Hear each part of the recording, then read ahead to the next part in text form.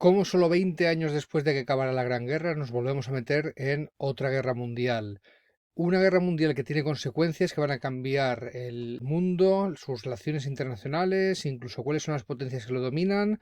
Después de la Segunda Guerra Mundial nada volverá a ser lo mismo. Bienvenidos al vídeo en el que vamos a analizar la mayor guerra, el mayor conflicto bélico al cual se ha sometido la humanidad en toda su historia. Vamos allá. Aquí tenemos ya nuestra portada en la que vemos a la persona que va a provocar esta guerra al fin y al cabo, Adolf Hitler, despidiendo sus tropas que salen ya dispuestas a participar en esta Segunda Guerra Mundial, y tenemos que definir como un conflicto que dura del año 39 al 45, que involucra a todos los países del mundo prácticamente, salvo algunos que permanecieron neutrales, agrupados en dos grandes bandos. Por un lado, las potencias del eje, que incluían la Alemania nazi, la Italia fascista, Japón y varios países aliados suyos, como son Hungría, Bulgaria, Eslovaquia, etcétera, etcétera.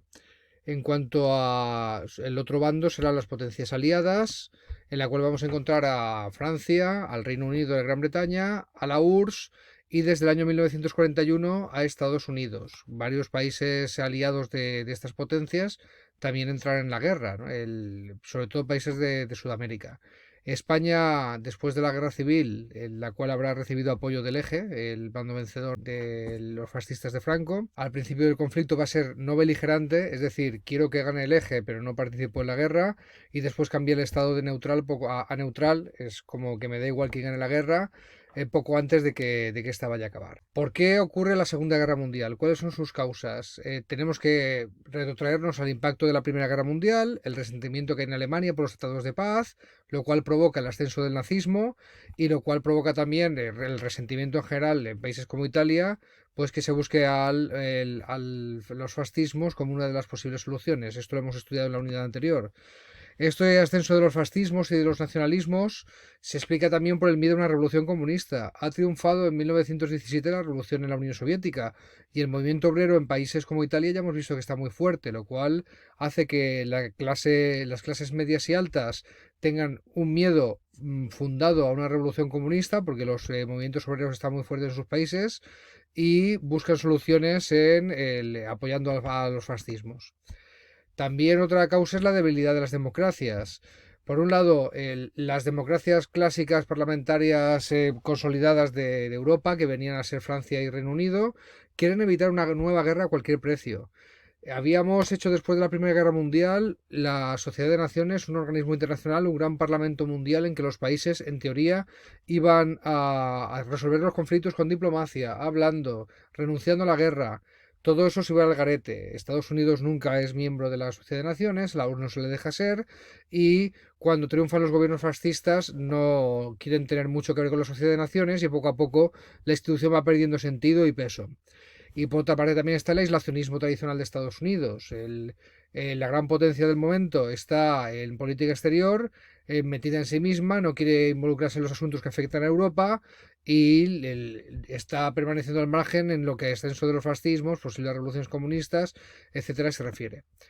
También la cuarta causa hay que buscar en la Gran Depresión, esa crisis de los años 30 que polariza la sociedad, como hemos estudiado en el tema anterior. Cuando digo polarizar me refiero a llevarla a los extremos, ¿no? La mayoría de países de Europa, o el comunismo o el fascismo, soluciones antagónicas, son consideradas a veces como las únicas posibles. Esta guerra mundial, esta Segunda Guerra Mundial, la vamos a dividir en tres fases: el camino a la guerra, las ofensivas del eje, el 39 al 41, y la victoria aliada del 42 al 45. He metido una fase previa que le he llamado Camino a la Guerra para explicar cómo hemos llegado a ese momento. En cuanto al camino a la guerra, tenemos que hablar primero del expansionismo de los fascismos.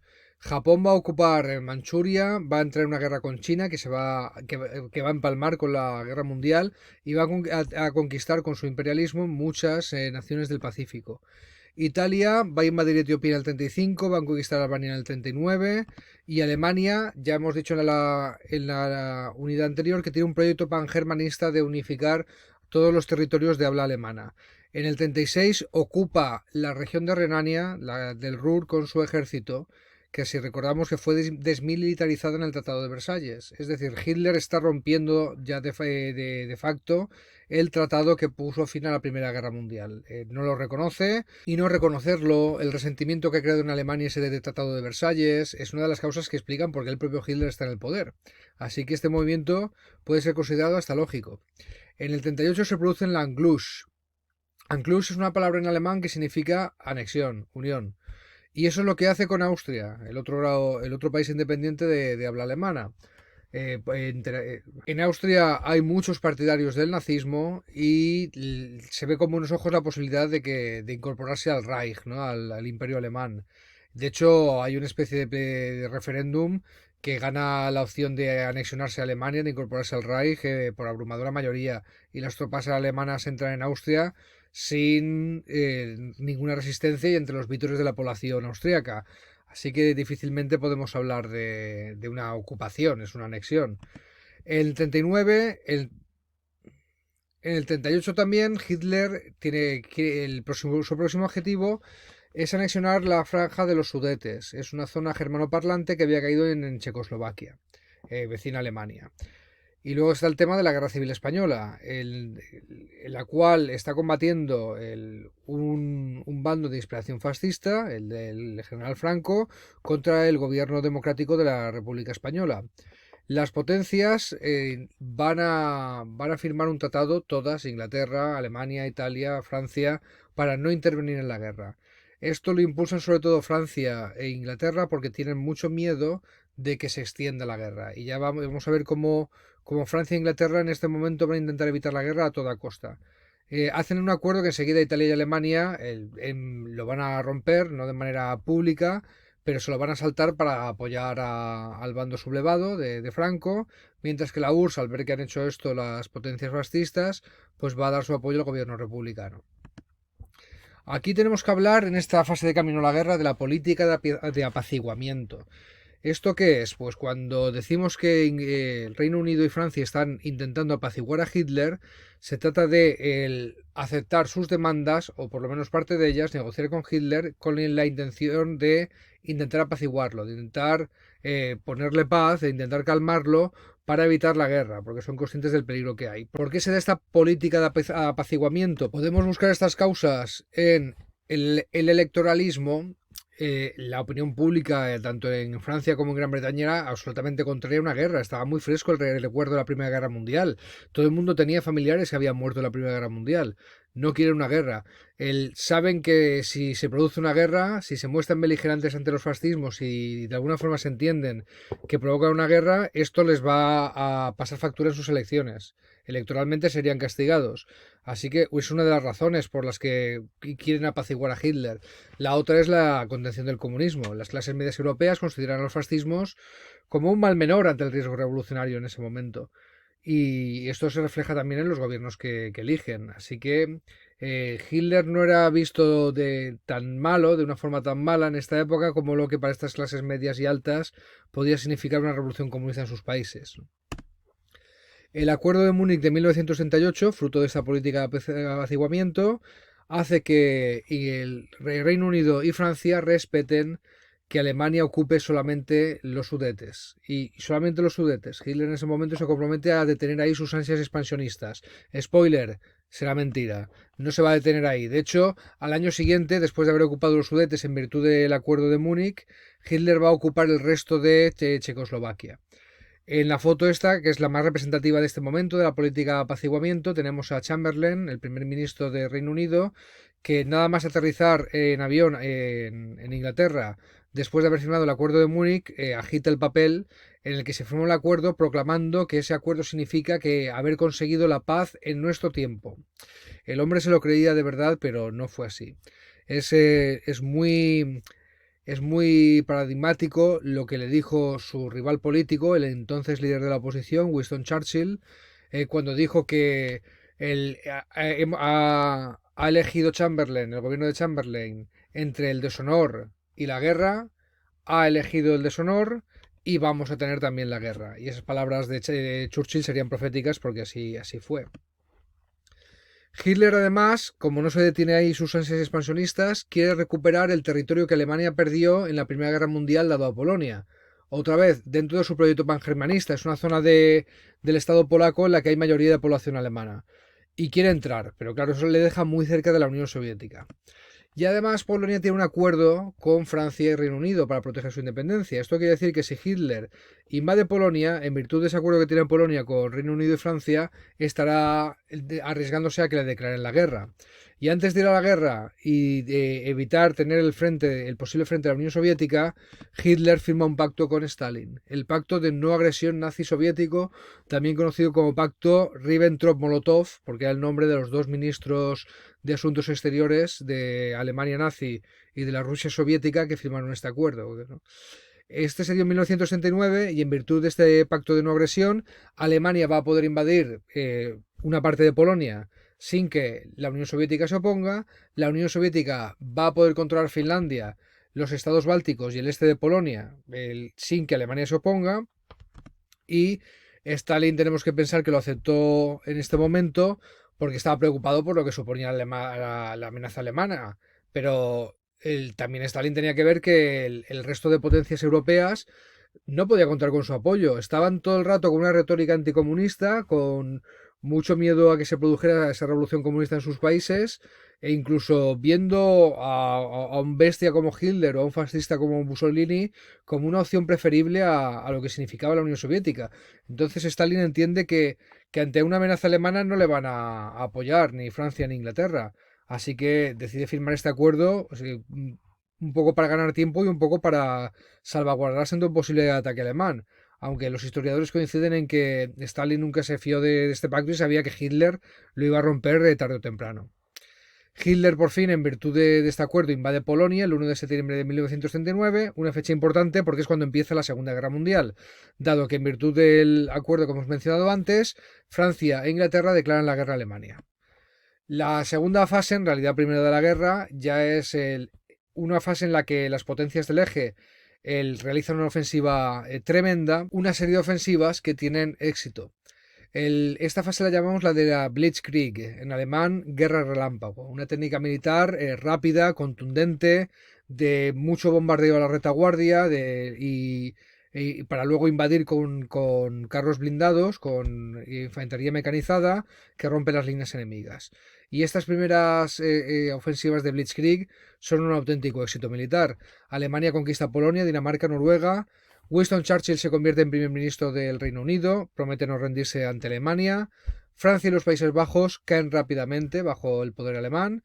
En 1940, Francia se estaba preparando desde el final de la Primera Guerra Mundial para una posible invasión de Alemania. Construyó una obra de ingeniería tremenda, la línea Maginot, que era básicamente fortificar toda su frontera con Alemania. Con túneles subterráneos, con torretas, con un montón de defensas. El problema era que creyeron que la frontera con Bélgica no hacía falta cubrirla con la línea Maginot porque ahí estaba el bosque de las Ardenas, que ellos creían que era impenetrable para una invasión, pero no contaban con que los modernos tanques alemanes sí que podrían atravesar ese bosque, así que pudieron sobrepasar la línea Maginot y rápidamente se plantan en París y conquistan Francia. Francia va a quedar dividida en dos, el norte ocupado directamente por Alemania, que incluye París, y el sur y las colonias francesas pasan a estar gobernados por un gobierno colaboracionista con los nazis, al frente del cual ponen al mariscal Pétain, que había sido un héroe de la lucha contra los alemanes en la Primera Guerra Mundial y ahora se convierte en un títere de Hitler. A este gobierno se le llama la Francia de Vichy, porque es la ciudad Vichy donde estaba la capital de este gobierno. No todos los franceses, y mucho menos en el ejército, aceptan este gobierno de Vichy, colaboracionista con los nazis, y liderados por el general de Gaulle, se refugian en Londres y proclaman el gobierno de la Francia Libre, que va a reunir tropas, que va a organizar la resistencia dentro de Francia y va a reunir tropas para unirse a lo que será el ejército aliado contra el eje. Se produce entonces, ya que ha conquistado Francia, Hitler entonces se dirige hacia el Reino Unido. Y se produce la llamada Batalla de Inglaterra, una auténtica batalla aérea sobre todo, porque Alemania va a intentar atacar las Islas Británicas con su fuerza aérea, la famosa Luftwaffe, muy potente en la época, hasta entonces se creía que era el invencible, básicamente en su terreno, quiere tener la supremacía del aire para que vayan luego las tropas invadiendo por barco, pero la Fuerza Aérea Británica, la RAF, la Royal Air Force, resiste. Pronuncia Churchill entonces un discurso también de los que han pasado la historia, de los muchos que dio, que dice que nunca tantos, refiriéndose a Inglaterra, a los aliados, al mundo democrático, nunca tantos debieron tanto a tan pocos, refiriéndose a los héroes para los ingleses de la RAF. Así que el ataque por aire es contenido. Entonces Alemania pasa a bombardear ciudades del Reino Unido. Es muy paradigmático el bombardeo que hicieron de la ciudad de Coventry, que la dejaron prácticamente arrasada. Italia y Alemania van a atacar entonces el norte de África, desde las colonias que tenía allí Italia, y lo van a tomar con bastante rapidez.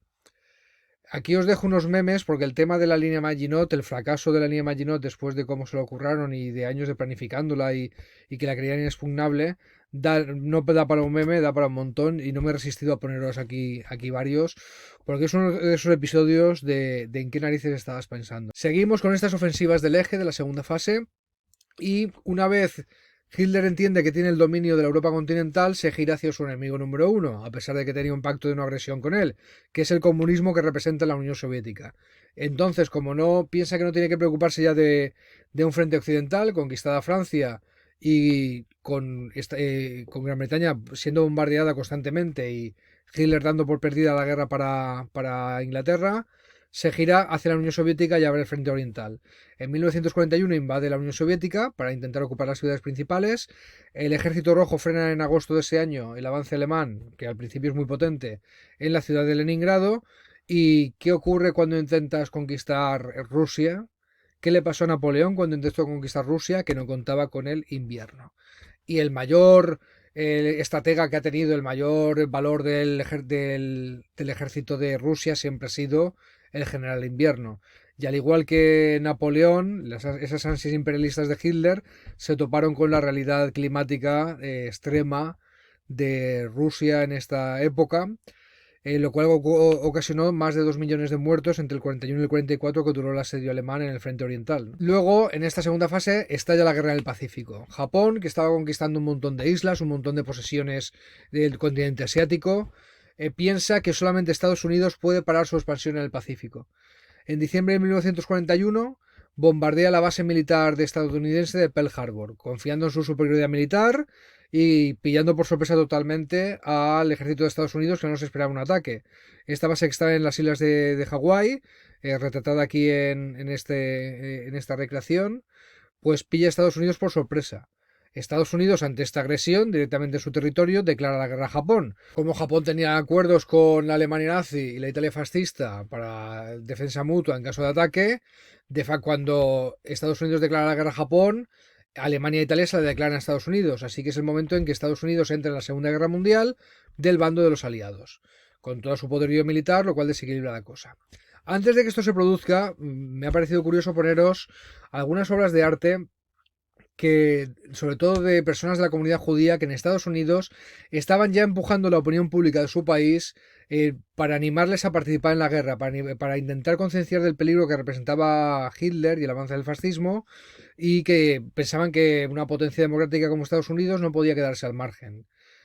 Por ejemplo, el personaje del Capitán América es una creación de dos artistas judíos, de Jack Kirby y Joe Sinnott, que en la portada del número 1, en la cual el personaje debuta, mira lo que es muy explícitamente, el Capitán América como baluarte de la democracia y los valores americanos, pegándole un puñetazo en la cara a Hitler, ¿vale? Y luchando contra los nazis. El personaje del Capitán América era un personaje antifascista en esta época de los años 40. Luego, en los años 60 se recuperó para los Vengadores y es el personaje moderno que conocemos ahora. Igualmente, Charles Chaplin estrena un año antes del ataque a Pearl Harbor El Gran Dictador, una película en la que está advirtiendo de los peligros del fascismo, ¿no? Al principio con parodia, pero dando un final, un discurso muy serio. El Capitán América, por cierto, también fue publicado en la primavera, antes del verano en el que fue bombardeado Pearl Harbor, ¿no? Pues son ejemplos de obras que estaban intentando crear ese estado de opinión favorable a que Estados Unidos luchara contra el fascismo en la Segunda Guerra Mundial. que el tradicional irracionalismo de su país no dejaba que se desarrollara. Una vez Estados Unidos entra en la guerra, cambiamos de fase y ya empezamos a hablar del avance hacia la victoria aliada. El punto de inflexión ocurre entre el 42 y el 43, donde varias ofensivas aliadas tienen éxito. En el Pacífico, la batalla de Midway; en el norte de África, la batalla de El Alamein, donde el general inglés Montgomery derrota a un gran estratega del ejército alemán, Rommel, el también llamado el Zorro del Desierto, que estaba controlando todo el norte de África, pero en la batalla de Alamein, en 1942, pues Rommel pierde ante Montgomery. Y cuando los aliados están ya ocupando el norte de África, de ahí les permite saltar fácilmente hacia Italia y la invaden por el sur y van subiendo. Hasta que Alemania continúe ese avance. El rey al ver que estaban avanzando los aliados, el rey de Italia quita a Mussolini de primer ministro, le depone, pero los alemanes le crean un estado títere en el norte de Italia que sigue controlando por ellos hasta el final de la guerra, ¿no? En la Unión Soviética se produce la batalla de Stalingrado, que supone una gran derrota para el ejército alemán, y estas tres ofensivas pues marcan el camino del avance poco a poco de los aliados hacia la victoria. En cuanto a las ofensivas finales de los aliados, serían el avance de la Unión Soviética hacia la frontera alemana, que poco a poco le va ganando terreno. En el 44 ya está en las puertas de Alemania. Los aliados, en una conferencia en Teherán, acuerdan organizar un desembarco en Normandía, en la costa de Francia. Ahí desembarcarían soldados de Estados Unidos, de Francia y de Reino Unido, con un gran ejército que, por un lado, el objetivo era doble: abrir un frente en Occidente que apoyara el avance por Oriente de la URSS hacia Berlín para conquistar la capital alemana, y también había cierta carrera en Francia, Reino Unido y Estados Unidos por llegar a Berlín antes que la Unión Soviética, porque había cierto miedo a lo que significaba la expansión soviética, ¿no?, después de la guerra. Después del desembarco de Normandía se libera rápidamente París en el año 44. Hay que destacar que los primeros soldados aliados que entran en París eran españoles, eran combatientes del bando de la República de la Guerra Civil, que cuando perdieron la guerra fueron al exilio. Partieron la mayoría de Alicante, precisamente, del barco Stanbrook, y se unieron al ejército aliado para combatir en la Segunda Guerra Mundial. Formaron una división que se llamaba la 9, y la 9 fueron los primeros soldados aliados en liberar París. La URSS por fin ocupa Berlín en el año 45, como muestra la ilustración de aquí, de un soldado soviético pues arriando la bandera de su país en la capital de la Alemania nazi. Hitler se había suicidado antes de que los rusos y los soviéticos antes de que entraran en Berlín. La guerra del Pacífico va a continuar una vez acabado la guerra en Europa con la toma de Berlín. La guerra del Pacífico continúa unos meses más, y para acabar con ella rápidamente y evitar pérdida de vidas americanas, el nuevo presidente de Estados Unidos, porque Roosevelt había muerto de viejo, había muerto en la oficina, le sustituye su vicepresidente Truman, que se ve obligado a tomar control de la guerra, y lanza las bombas atómicas famosas, un ingenio que había desarrollado la ciencia en Estados Unidos, de gran potencia destructiva como no había conocido la humanidad en ese momento. Lanza una en la ciudad japonesa de Hiroshima, otra en la ciudad de Nagasaki, y al ver ese poder destructivo tremendo contra el que no podía hacer nada el ejército japonés, el emperador se rinde el 2 de septiembre de 1945, y esta es la fecha en la que podemos dar por acabada la Segunda Guerra Mundial. ¿Cómo fue la organización de la paz? Incluso antes de que acabara la guerra, los aliados se reunieron, sus jefes de Estado se fueron reuniendo para preparar primero cómo iban a acabar la guerra, cómo organizar la victoria y cómo iban a gestionar el mundo, cuál iba a ser el orden de posguerra. En la conferencia de Teherán de 1943, en plena guerra, se encontraron Stalin, Churchill y Roosevelt, ¿no?, los jefes de Estado de la Unión Soviética, de Estados Unidos y de Gran Bretaña, y ahí establecen que el objetivo principal es ganar la guerra y organizar la posguerra, y se van viendo en varias conferencias sucesivas. Casi a punto de acabar la guerra, en 1945 se ven en la conferencia de Yalta, donde toman acuerdos como que Alemania va a pagar reparaciones. Stalin promete que en los territorios que está ocupando el ejército soviético en Europa del Este habrá elecciones libres, nunca las hubo, y que también se acuerda que la URSS va a poder recuperar los estados bálticos y el este de Polonia, unos territorios que perdió al final de la Primera Guerra Mundial, ¿no?, cuando se retiró la Rusia soviética. En la siguiente conferencia es la conferencia de Potsdam, ya con la guerra acabada, ya con, bueno, al principio Churchill también representa a Inglaterra, pero a mitad de la conferencia lo sustituye Attell, que le ha ganado las elecciones, Y también vemos cómo ha cambiado la foto porque Truman está sustituyendo a Roosevelt. El único que sigue ahí y seguirá muchos años más es Joseph Stalin. En Potsdam, ya con la guerra acabada, empiezan a organizar el orden de posguerra y surgen muchísimas tensiones entre los aliados. Alemania y Berlín van a ser divididas en 4 zonas, cada una administrada por una potencia aliada. Se acuerda que los criminales nazis van a ser juzgados en los juicios de Nuremberg y se establecen las fronteras de Polonia, y aquí empieza ya la tensión que va a llevar a la Guerra Fría. También como consecuencia de estos acuerdos de paz entre los aliados, se crea la Organización de las Naciones Unidas, la ONU, que ha tomado nota del fracaso de la Sociedad de Naciones. Aquí sí que todos los países van a ser miembros, se funda en la Conferencia de San Francisco en junio de 1945. Eso sí, países como España, como siguen teniendo un gobierno considerado fascista, son excluidos en esta época de la fundación de la ONU. España no firma la Carta de San Francisco porque no le dejan, porque se le considera una potencia fascista. Luego eso cambiará. ¿Cuáles son los principios de la ONU que recoge la Carta de las Naciones Unidas que se firma en San Francisco? Paz y seguridad internacional.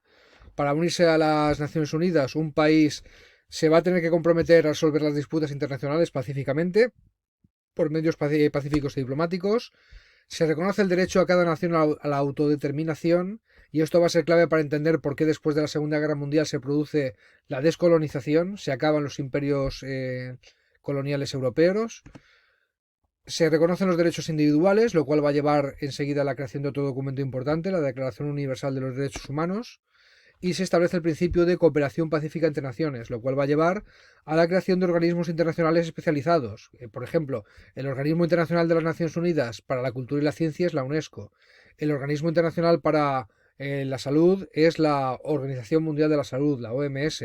El Organismo para la Agricultura y asegurar la alimentación en todo el planeta es la Food and Agriculture Organization, la FAO, etcétera, etcétera. Los órganos principales de la ONU básicos que tenemos que conocer son el Consejo de Seguridad, el más importante, el que toma las decisiones importantes. Tiene varios países de los miembros de la ONU que van rotando, pero hay 5 que siempre son permanentes. Hasta hoy en día, estos 5. Estados Unidos, Reino Unido, Francia, la URSS, que hoy en día ha sido sustituido por la Federación Rusa, y China. Si os dais cuenta, son los 5 países que representan a las potencias ganadoras de la Segunda Guerra Mundial.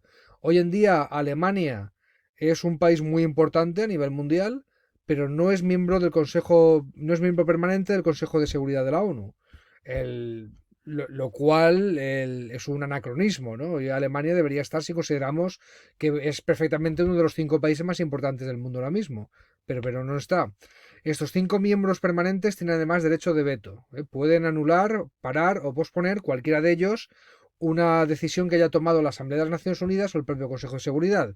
Si USA, Reino Unido, Francia, la URSS o China, cualquiera de ellos, solo con que sea uno ya vale, veta una decisión de la ONU, pues se para, hay que revisarla o hay que negociarlo con ellos, porque estos 5 países tienen derecho de veto.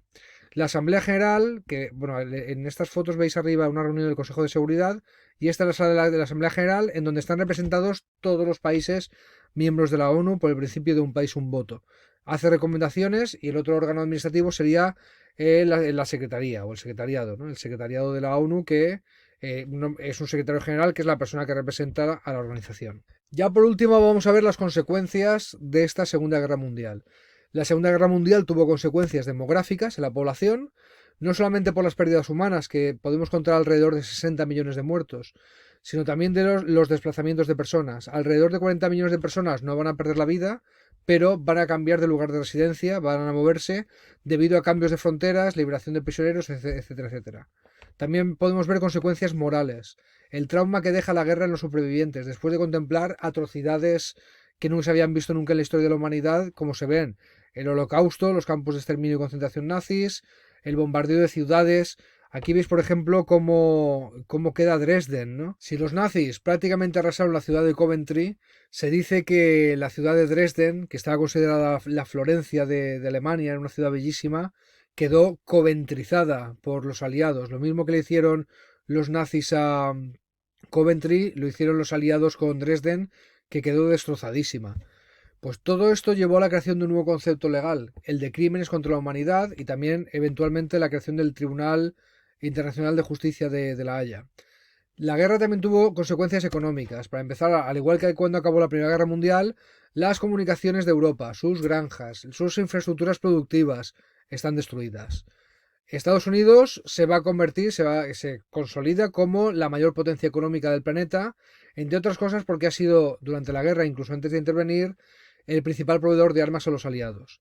Como quieren haber aprendido las lecciones de 1929, antes de ponerse a dar dinero a cascoporro para ayudar a la recuperación de Europa, se crean unos organismos internacionales que van a ayudar no solo a la recuperación económica, sino a que no pase lo del crack de 1929. En una conferencia en Bretton Woods en 1945 se crean estas nuevas instituciones. Por ejemplo, el Fondo Monetario Internacional, el Banco Mundial, y también se adopta, por cierto, el dólar, el patrón dólar. ¿Os acordáis de lo que era el patrón oro? Que los estados apoyaban las divisas, su dinero circulante con oro que tenían existente. Bueno, pues ahora el patrón va a ser el dólar, como se mantiene en la mayoría de países hoy en día. También vamos a tener consecuencias políticas y territoriales. El nuevo dominio mundial va a estar definido por la existencia de dos grandes potencias, Estados Unidos y la Unión Soviética, entre otras cosas porque desaparecen los imperios coloniales europeos. El Reino Unido y Francia van a seguir siendo países importantes, son miembros del Consejo de Seguridad de la ONU, pero nada que ver con lo que fueron antaño, ya no son las grandes potencias. Las grandes potencias de aquí en adelante, hasta que desaparezca la Unión Soviética en 1991, serán Estados Unidos y la URSS. Van a empezar ya las relaciones tensas entre la Unión Soviética y Estados Unidos y sus aliados, que va a llevar al siguiente periodo de Guerra Fría que estudiaremos en la unidad siguiente. Se restauran las fronteras a las que había en el mundo antes de la Primera Guerra Mundial, con algunas excepciones. Las nuevas fronteras entre Polonia y Alemania, que hemos definido antes.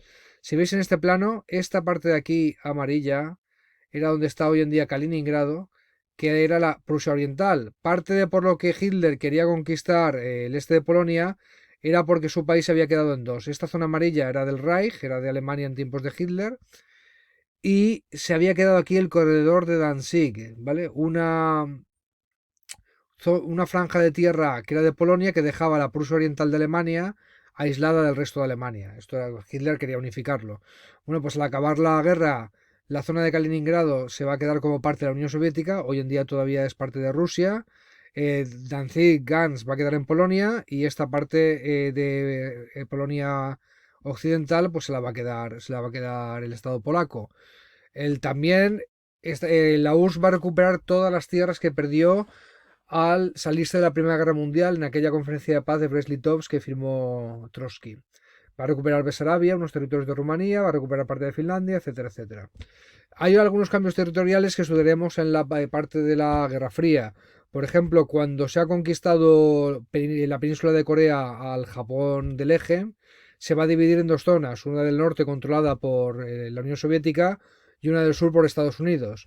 Después de la guerra de Corea, pues se va a consolidar la división de Corea que existe hoy en día entre un norte comunista y un sur capitalista.